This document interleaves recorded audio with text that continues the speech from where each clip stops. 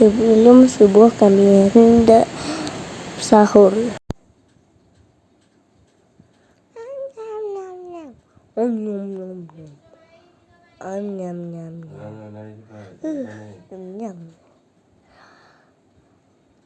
Oh, jom solat subuh dekat masjid. Jom. Alhamdulillah, kita dah makan bersama-sama. Betul. Kami berbincang untuk solat subuh di masjid. Kami solat jemaah dengan orang lain di luar sana. Saya dengan saya adalah pergi ke pasar Ramadan. Saya nak pergi pasar Ramadan. Jom.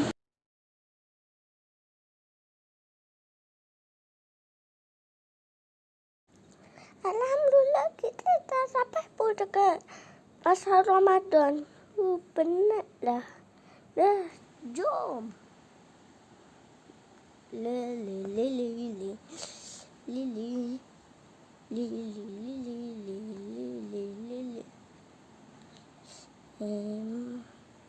Bang, saya nak beli 100. Saya keluarkan ber saya. Ni pun. Okey, ini adalah dompet saya. So, ini saya nak keluarkan duit tau. Malah terjatuh. Saya ambil dulu tau.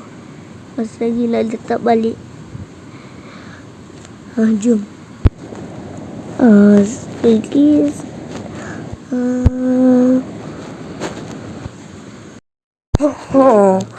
Saya nak order kuding karamen tau. Okey, dah. Saya dah tidur dulu je lah nak makan.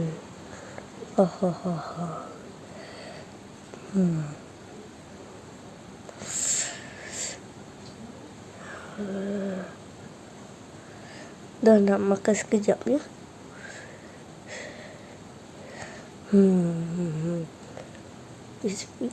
Allah Akbar.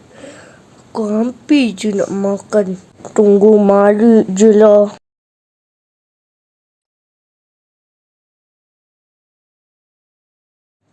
Akhirnya dah buka puasa juga. Enggak, jangan lupa subscribe tau.